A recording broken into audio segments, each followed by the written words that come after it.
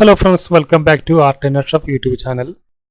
ഈ ഒരു വീഡിയോയിലൂടെ നമ്മൾ പറയാൻ പോകുന്നത് സാധാരണ ഡിസൈനേഴ്സ് നേരിടുന്ന വലിയൊരു പ്രശ്നമാണ് ക്ലയൻറ്റ് വാട്സപ്പ് വഴി അയച്ചു കൊടുക്കുന്ന ഇമേജുകൾ നമുക്ക് ഫോട്ടോഷോപ്പിലേക്കോ ഇല്ലുസ്ട്രേറ്ററിലേക്കോ ഒന്നും ഓപ്പൺ ചെയ്യാൻ കഴിയുന്നില്ല എന്നുള്ളത്. സാധാരണ വാട്സപ്പിൽ ഇമേജ് ഫോർമാറ്റിൽ അയക്കുന്ന ചിത്രങ്ങൾക്കാണ് ഈ ഒരു പ്രശ്നമുള്ളത്. അപ്പോൾ ഇതെങ്ങനെയാണ് വളരെ സിമ്പിളായിട്ട് പരിഹരിക്കാവുന്നത് എന്നാണ് ഈ വീഡിയോയിലൂടെ നമ്മൾ പറയാൻ പോകുന്നത്. ഇനി നിങ്ങൾക്ക് ഈ ഒരു പ്രശ്നത്തെപ്പറ്റി അറിയാമെങ്കിലും നിങ്ങൾ ഈ വീഡിയോ മുഴുവനായിട്ടൊന്ന് കാണുക എന്നാണ് എനിക്ക് പറയാനുള്ളത്. കാരണം ഈ ഒരു പ്രശ്നം 2-3 രീതിയിൽ പരിഹരിക്കുന്നതിനെ പറ്റിയിട്ടാണ് ഈ ഒരു വീഡിയോയിൽ പറഞ്ഞിട്ടുള്ളത്. ഒരു പക്ഷേ നമ്മളിപ്പോൾ നിലവിൽ ചെയ്തുകൊണ്ടിരിക്കുന്നതിനേക്കാൾ ബെറ്റർ ആയിട്ടുള്ള ഒരു ഓപ്ഷൻ ഈ വീഡിയോയിൽ ഉണ്ടായേക്കാം. അങ്ങനെ വരുമ്പോൾ നമുക്ക് ഈ ഒരു വീഡിയോ തീർച്ചയായിട്ടും പ്രയോജനപ്പെട്ടേക്കാം. നമുക്ക് വീഡിയോയിലോട്ട് കിടക്കാം. ഇവിടെ ഈ ഒരു ഇമേജ് നമുക്ക് വാട്സപ്പ് വഴി അയച്ചു കിട്ടിയ അത്തരത്തിലുള്ളൊരു ഇമേജാണ്. നമുക്കിതൊന്ന് ഫോട്ടോഷോപ്പിൽ ജസ്റ്റ് ഓപ്പൺ ചെയ്ത് നോക്കാം. ഓക്കെ, ആ ഒരു ഇമേജ് ഇവിടെ ഓപ്പൺ ആവുന്നില്ല എന്ന് കാണാം. ഞാൻ ഇതേപ്പറ്റി കൂടുതൽ പറയുന്നില്ല, കാരണം ഇങ്ങനെ ഒരു വിൻഡോ കാണാത്തവരായിട്ട് അധികം ആരും ഉണ്ടാവില്ല. ഇനി ഇത് നമ്മൾ നേരത്തെ പറഞ്ഞ പോലെ ഇത് 2-3 രീതിയിൽ പരിഹരിക്കാം. അതിൽ ഓപ്ഷൻ നമ്പർ 1, നിങ്ങൾ ഈ ഇമേജ് ഒന്ന് ഡബിൾ ക്ലിക്ക് ചെയ്തിട്ടൊന്ന് ഓപ്പൺ ചെയ്യുക. അപ്പോൾ ഇവിടെ നമ്മുടെ കമ്പ്യൂട്ടറിലെ ഡിഫോൾട്ട് ആയിട്ടുള്ള ഫോട്ടോ വ്യൂവർ എന്നുള്ള പ്രോഗ്രാമിൽ ഈ ഒരു ഇമേജ് ഓപ്പൺ ആയിട്ടുണ്ട്. ഇനി ജസ്റ്റ് ഈ ഒരു ഇമേജ് ഏതെങ്കിലും ഭാഗത്തേക്ക് ഒന്ന് റൊട്ടേറ്റ് ചെയ്യുക, ശേഷം ഇത് ക്ലോസ് ചെയ്യുക. ഇത്രയുമാണ് ഈ ഒരു പ്രശ്നത്തിനുള്ള പരിഹാരം. ഇനി ഈ ഒരു ഇമേജ് നമ്മൾ ഫോട്ടോഷോപ്പിൽ ഒന്ന് ഓപ്പൺ ചെയ്ത് നോക്കുകയാണ്.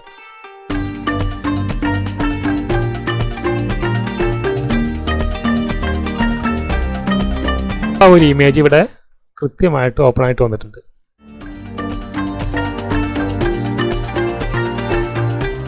ഇവിടെ നമ്മൾ ആകെ ചെയ്തത് ആ ഒരു ഇമേജ് ഡബിൾ ക്ലിക്ക് ചെയ്തിട്ടൊന്ന് ഓപ്പൺ ആക്കി, അതിനുശേഷം ഒന്ന് റൊട്ടേറ്റ് ചെയ്തു. അത്ര മാത്രമാണ് നമ്മളിവിടെ ചെയ്തിട്ടുള്ളത്.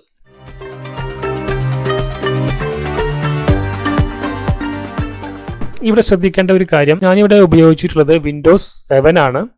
വിൻഡോസ് 8, 10 തുടങ്ങിയ ഉപയോഗിക്കുന്നവർക്ക് ഈ ഒരു ഓപ്ഷൻ ആയിരിക്കില്ല. അതിൽ കുറച്ചുകൂടെ അഡ്വാൻസ് ആയിട്ടുള്ള ഓപ്ഷനുകൾ ഉള്ളത് കൊണ്ട് വിൻഡോസ് 8, 10 തുടങ്ങിയ ഉപയോഗിക്കുന്നവർക്ക് ഇവിടെ മുകളിൽ എഡിറ്റ് എന്നുള്ളൊരു ഓപ്ഷൻ കാണാം.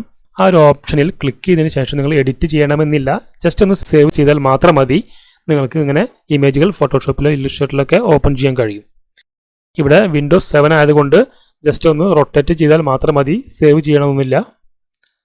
ഇനി ഈ ഒരു പ്രശ്നം പരിഹരിക്കുന്നതിൻ്റെ രണ്ടാമത്തെ ഒരു രീതിയാണ് ഇവിടെ പറയാൻ പോകുന്നത്. നമ്മൾ ഈ ഒരു ചിത്രം ക്ലിക്ക് ചെയ്തതിന് ശേഷം റൈറ്റ് ബട്ടൺ ക്ലിക്ക് ചെയ്യുന്നു. ഇവിടെ ഓപ്പൺ വിത്ത്, അതിൽ പെയിൻറ് എന്നുള്ള പ്രോഗ്രാമിൽ ഈ ഒരു ചിത്രം ഓപ്പൺ ചെയ്യുന്നു. അപ്പോൾ ഇത്തരം ചിത്രങ്ങൾ പെയിൻറ് എന്നുള്ള ഈ ഒരു പ്രോഗ്രാമിൽ ഓപ്പൺ ആവുന്നതാണ്. അതിനുശേഷം ഇവിടെ സേവ് ആസ് ചെയ്യുന്നു. ഈ ഒരു ചിത്രം നമുക്ക് പെട്ടെന്ന് എടുക്കാൻ വേണ്ടിയിട്ട് ഡെസ്ക്ടോപ്പിലോ മറ്റോ സേവ് ചെയ്യാവുന്നതാണ്.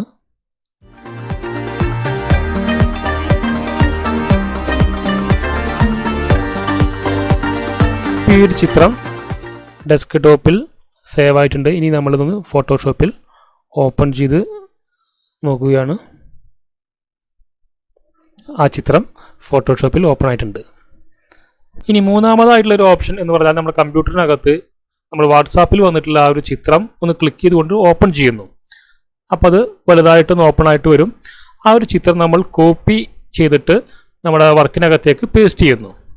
നമ്മൾ സാധാരണ ഗൂഗിളിൽ നിന്നൊക്കെ കോപ്പി പേസ്റ്റ് ചെയ്യുന്നത് പോലെ ഇപ്പോൾ സാധാരണ ഒരുപാട് ഇമേജുകളുള്ള ഒരു ഓഫർ ഡീൽ ഫ്ലെയറുകളൊക്കെ ചെയ്യുമ്പോൾ വളരെ പെട്ടെന്ന് കാര്യങ്ങൾ നടക്കാൻ വേണ്ടിയിട്ട് ഇങ്ങനെ കോപ്പി പേസ്റ്റ് ഒക്കെ ചെയ്യാറുണ്ട്. അതുപോലെ തന്നെ ഇവിടെയും വാട്സപ്പിൽ ആ ഇമേജ് ഒന്ന് ഓപ്പൺ ചെയ്തതിന് ശേഷം ജസ്റ്റ് കോപ്പി ചെയ്ത് ഇവിടെ ഫോട്ടോഷോപ്പിലോ ഇല്ലുസ്ട്രേറ്ററിലോ പേസ്റ്റ് ചെയ്യുക. ഇനി ഇങ്ങനെ വാട്സാപ്പ് ഇമേജുമായി ബന്ധപ്പെട്ട് മനസ്സിലാക്കേണ്ട ഏറ്റവും ഇമ്പോർട്ടൻ്റ് ആയിട്ടുള്ളൊരു കാര്യം എന്ന് പറയുന്നത്, നമ്മളിങ്ങനെ ഡിസൈനിങ്ങിലേക്ക് ഒരു ഇമേജ് വാട്സപ്പ് വഴിയൊക്കെ സെൻഡ് ചെയ്ത് കൊടുക്കുമ്പോഴോ അല്ലെങ്കിൽ നമുക്ക് സെൻഡ് ചെയ്ത് കിട്ടുമ്പോഴോ ഒക്കെ അതിങ്ങനെ നോർമലായിട്ട് ഇമേജ് സെൻഡ് ചെയ്യുന്ന ഒരു ഓപ്ഷനിൽ കൂടെ സെൻഡ് ചെയ്യാതെ ഡോക്യുമെൻ്റ് എന്നുള്ള ഓപ്ഷനിൽ കൂടെ മാത്രം സെൻഡ് ചെയ്യുക.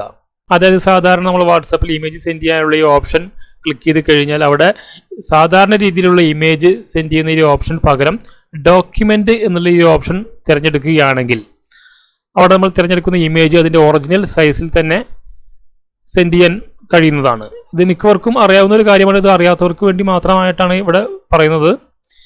ഇങ്ങനെ നമുക്ക് PDF ഫയലുകളോ അല്ലെങ്കിൽ ഇല്ലുസ്ട്രേറ്റർ, ഫോട്ടോഷോപ്പ് ഏതൊരു ഫയലാണെങ്കിലും നമുക്ക് വർക്കിംഗ് ഫയലോ അല്ലെങ്കിൽ പ്രിന്റിന് വേണ്ടിയിട്ടുള്ള ഫയലോ ഈ ഒരു രീതിയിൽ അയക്കാവുന്നതാണ്.